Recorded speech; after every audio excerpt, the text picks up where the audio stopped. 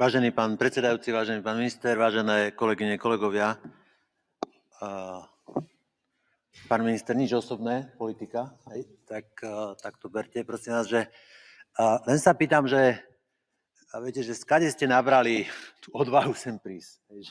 Dneska, že sme konsolidujeme, dokonca knihy ideme zdražiť a vy sem prídete s totálnou blbosťou, ktorú nepotrebujeme, podľa ktorej si vytvoríte 9 miest, na ktorých si dosadíte 9 ľudí, ktorí budú brať 1,5 násobok priemernej mzdy, čiže niekde na úrovni 2100 eur mesačne, neviem síce za čo, je teplúčké miestečka, celé to bude stať možno okolo 1 000 000 eur ročne. To je úplne najzbytočnejšia vec na svete a my konsolidujeme. Nebudú peniaze na sociálne veci, nebudú peniaze. Nebudú peniaze na plienky v DSS-kách. Nebudú peniaze naozaj by sa jeden čudoval, na čo všetko nebudú peniaze po tomto gazdovaní. A vy si tu sadnete a kolega, pán váš predseda je za vami a sa tu usmievate a idete predložiť totálnu hlúposť. Poviem teda, že v čom. Okrem iného, teda ten úvod ešte k tomu treba povedať, to ministerstvo, ktorého ste predstaviteľom, je vlastne najzbytočnejšie ministerstvo, ktoré naozaj nepotrebovali. Všetko úcte k tomu. Prenajali ste si najdrahšie kancelárie nie v Bratislave, nie na Slovensku, vo V4. Dovolím si tvrdiť, že vo V4 nenájdete tak drahé kancelárie, ako ste si vy dokázali prenajať kancelárie v Zátopovom území. Na to netreba byť Nostradamus, keď vás obchádza protipovodňa ochrana, je zrejme, že keď ten Dunaj sa zdvihne, čo sa asi niekedy zdvihne, už sa vám zdvihol, je to znamenie. To je znamenie. Vyššia moc vám ukázala, že čo ste. Takže, pán minister, prenajali ste si pre najzbytočnejšie ministerstvo najdrahšie kancelárie. Niečo to všetko stojí. Len tie samotné kancelárie niekde na úrovni 1,8, myslím, to je ročne milióna. Niekoľko to je to dosť. Hej. Ja som taký hrubý výpočet si urobil, že je to niekde, keď počítam pracovne, niekde na úrovni 7 až 9 tisíc denne nás stojí to vaše sedenie tam. Plus energie, zjednoduším zaokrúhlim, niekde na úrovni 10 tisíc denne nás stojíte tam. Aj mňa. Ja tiež robím. Aj tu aj kolegovia, všetci. Za to, že tam sedíte, že sa tabak, alebo tie vaše kolegyne a kolegovia premávajú potom nábreží hore dole a pijú kávu a mudrujú, tak stojí nás to 10 tisíc denne len v tých prevádzkových nákladoch. Neviem presne, kde som sa dočítal, že okolo 250 zamestnancov máte, tam nerobia za minimálku. Keby som to nahrubo chcel vypočítať, tak na mzdách nás vyjdete, počítam pracovné dni, je to okolo 50 tisíc denne. Čiže ľudia Slovenska, počúvajte dobre, vzniklo ministerstvo, ktoré vás s prevádzkovými nákladmi, s domovými nákladmi stojí niekde na úrovni 50-60 tisíc denne. Najzbytočnejšie ministerstvo, aké kedy bolo. Kancelárie je toľko, že sa v nich myši naháňajú. Toľko má štát kancelárií, kde ste mohli sedieť zadarmo, kde sa to stačilo vymalovať, hej? Ale nie, vy ste museli ísť ku finančníkom z GNT. Najdrahšie tieto. Takže toľko nás to stojí, keď je to tých 50-60 denne, je to len na prevádzke nás to ministerstvo stojí 20 miliónov ročne, pán minister. A ja vám poviem, že je to na hanbu, na posmech, ja by som nemal odvahu si tu sadnúť. Konsolidujeme, budeme sa tu veľa rozprávať o tom, že kde treba šetriť, ako treba šetriť. A vy ste vytvorili ministerstvo, ktoré nás na prevádzke stojí okolo 20 miliónov ročne.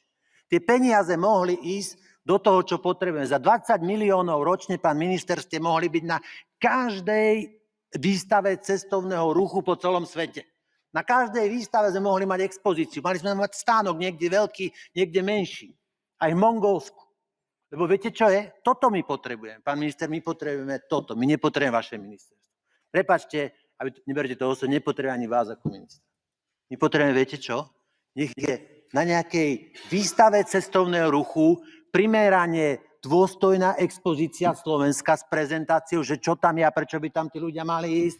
Toto my potrebujeme, pán minister. My nepotrebujeme vás. My nepotrebujeme minút 20 miliónov na to, aby ste tam boli, aby sa tabak štrádovala po nábreží. Naozaj, my na toto nemáme peniaze. A my čo robíme a ja robím v cestovnom ruchu. My nepotrebujeme vás. Naozaj, my vás nepotrebujeme. My potrebujeme tabak. My potrebujeme, keď som bol teraz v Pekingu, keď bude výstava, aby tam bola expozícia Slovenska. Veľká expozícia, primeraná. To potrebujeme. Nie je to atomová fyzika, čo? Celku jednoduché. Nepotrebujeme ministerstvo.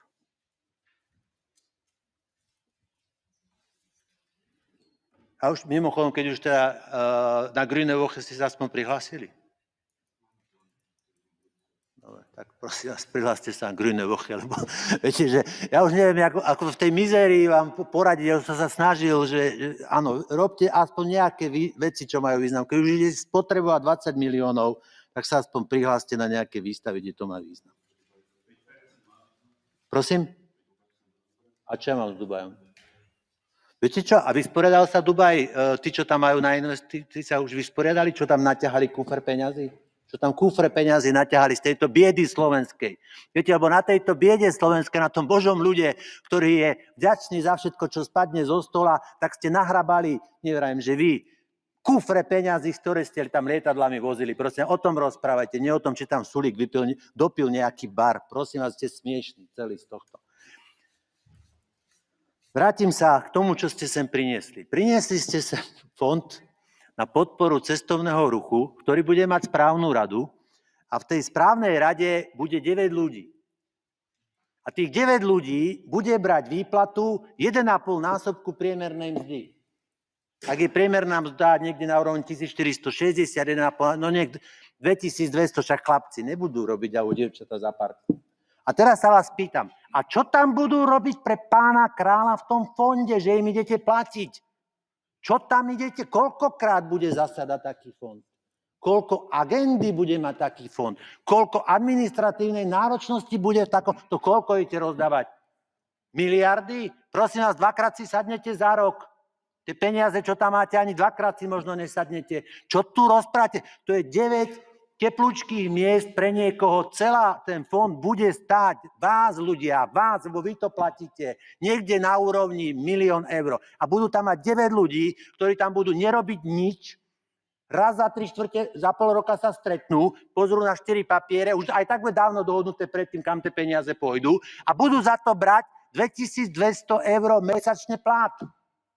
A tie peniaze mohli ísť do cestovného ruchu, keď už sme sa tak rozhodli. Do reklamy mali ísť. Viete, čo povedal Ford? Ford povedal, z posledných 5 3 dám do reklamy. A áno, to my sme v tejto situácii. Máme problém, nemáme peniaze, musíme konsolidovať, ale do reklamy dajme. Ale my nedávame do reklamy. My vytvárame zbytočný fond, kde bude sedieť 9 ľudí a brať 2200. Plus tam máte dozornú radu, ktorá tam som dočítal, budú brať 1 násobok priemernej mzdy, plus tam budete mať riaditeľa, plus tam budete mať nejakú administráciu. Predpokladám, že ešte niekde budú sedieť. 1 000 000 eur za nič. Prosím vás, ste tu spomenuli, že 20 miliónov eur tam bude v tom fonde. Prosím vás, 2-krát sadnú, rozdelia to. A oni to nebudú rozdeľovať, to už rozdelíte sa, za oponou sa to rozdelí. Viete, to je to na tom perfidné, že proste sem s tým prídete úplne bez hanby, s tou odvahou, že vytvoríte niečo absolútne zbytočné. Ako mi odôvodníte, že 9 ľudí za to, že budú raz za pol roka sa stretnú, že bude brať 2200 eur plat? Ako mi to odôvodníte? Ako sa to vôbec dá odôvodniť? Tie peniaze budú chýbať, tie peniaze mohli ísť na expozície, tie peniaze mohli ísť na výstavy, tie peniaze mohli ísť na reklamy, mohli ísť do BBC a NBC a neviem, kde všade mohlo sa aspoň na sekundu zjaviť, že Slovensko. To by som povedal, OK, ježiš, to boli dobre investované peniaze. Čo sú dobre investované peniaze pre tých 9 ľudí? Kto tomu bude šéfovať? Tabak? Viete, tak vám poviem, že ten fond, keď už ho zrieť, mne by nevadil rataj v tom fonde. Mne by tam nevadil rataj v tom fonde. Ale viete, čo mi bude vadiť? Ratajov človek v tom fonde. Lebo keby tam bol rataj, šéf TMR-ky, tak on by sa hanbil si brať peniaze, to je jedna vec, ale aj by sa hanbil pod niečo podpísať. Ale ratajov človek, lebo tak to dopadne. Lebo preto tam dávate plat. Lebo tam dávate nastrčených ľudí, ktorí to budú robiť, sedieť ako také kvoky a ticho sedieť a plniť úlohy, ktoré dostanú, lebo však berú za to peniaze. Mne tam bude vadiť Ratajov človek, ktorý za tých 2200 urobí všetko, čo sa vy s Ratajom za oponom dohodnete. Na čo to vytvárate vôbec nejaký priblblý fond, ktorý vlastne len dostane papiere a musia odhlasovať, že prečo to robíte a prečo to ešte stojí peniaze? Keď už to robíte, prečo tam nejde Rataj? Prečo tam nezavoláte Nora Franka? Preboha, však toho tam dajte. Tomu by ste mali aj červený koberec, keď príde ku vám, keď sa vám ohlási. Dajte tam ľudí, ktorí pre túto krajinu niečo urobili z pohľadu cestovného ruchu. Prečo tam idete nastrkať ľudí, ktorí sa ulokomia za ten plat? A budú poslušne počúvať to, čo im poviete. Mám právo, pán minister, ináč trošku sa rozčúliť pri cestovnom ruchu. Viete, lebo ja som nejaký kabinetný, neviem čo. Ja som niečo pre cestovný ruch aj urobil. Niečo som aj vytvoril. A či veríte, či nie, ani evríčko. Dá sa to. Ani evríčko. Žiadna dotácia, žiaden príspevok, nič. Ani evríčko. A vytvoril som prevádzky, ktoré sú fenoménom. Keď niekto do Bratislavy príde a hľadá niečo typical, dovedú ich ku nám. Buď do jednej alebo druhej prevádzky. Aj vás, keď budete mať nejakú návštevu, kľudne príďte. Lebo nemáte kam ísť. Dá sa to aj bez tých fondov, bez tých príplatkov, bez všetkého sa to dá. Viete, čo my potrebujeme? My potrebujeme reklamu, my potrebujeme infraštruktúru, my potrebujeme to, že keď ten turista sem príde, tak ho neokradnú na stanici. My potrebujeme, aby keď ide na námestie SNP, aby tam nespalo 50 ľudí bez domova, ktorí nie sú bez domova, ktorí sa rozhodli žiť tak, že budú piť. Toto my potrebujeme. My potrebujeme, aby tu bola infraštruktúra, aby sa vytvoril záujem o túto krajinu. Ja nepotrebujem, aby ste mi zaplatili vzduchotechniku, akú zaplatíte Ratajovi. A toto je presne to, prosím vás, že na toto má slúžiť, keď už to je. A už by som možno aj poprosil tých finančníkov, už dajte pokoj, koľko ešte potrebujete naliať. Koľko ešte potrebujete vycúsať? Koľko ešte potrebujete? Čo ešte vám máme dať? Čo ešte vám tento biedný štát, ktorý nebude mať na to, aby kúpili plienky pre starých ľudí, koľko ešte potrebujete naliať? Už ste im dali budovu za najdrahšie nájomné. Postavili vám štát fondov kempinský. Koľko ešte chcete zobrať? Čo vám máme ešte chyžné platiť v tých hoteloch? Preboha, už nebláznite. Donesli ste sem fond, potrebujete tam dostať 9 ľudí, aby ste ich riadili a kočírovali, aby vám schválili všetko, čo chcete.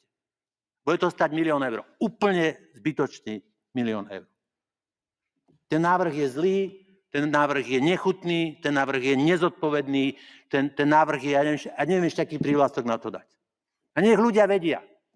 Za chvíľku sa budeme rozprávať, na čo všetko tu nie sú peniaze, tak vedzte, že v ten čas, keď vám to budú hovoriť, boli peniaze na to, aby vytvorili fond, kde zamestnajú 9 ľudí, svojich ľudí, poschovávajú tam 9 ľudí, tam poschovávajú za 2000 eur v čistom. 1,5 násobok priemernej mzdy. A nebudú robiť nič, lebo tam nemajú čo robiť. Nebudú mať lopaty, tam není čo robiť, že to aj decko pochopí, že tam nemáte čo robiť a už vôbec nie za tie peniaze. My tu konsolidujeme a vládna koalícia rozhadzuje. Tak ľudia vedzte, že aj takýmto spôsobom. Ako to skončiť, pán minister? Už ste sa na to dali, už ste minister, už ste tú odvahu sem našli, tak som sa vám snažil niečo povedať. Keby sa dalo, rozpustite to, nemíňajte tie peniaze, dajte, ako ten Ford povedal, dajte to na reklamu, dajte to na expozície, dajte to preto, lebo to my potrebujeme. Tí ľudia, ktorí ráno stanú, idú prví do roboty, poslední z nej odchádzajú, robia niečo pre ten cestovný ruch, nie o ňom tárajú. Viete, koľko ľudí tu je, ktorí tára? Ľudia, ktorí niečo preto robia, nepotrebujú vaše ministerstvo. Potrebujú, aby ste sem dotiahli nejakých ľudí a tých ľudí, ktorí sem prídu, tí turisti, aby ich niekto neukradol. Toto potrebujeme. Toto robte. Nemíňajte peniaze na hlúposti.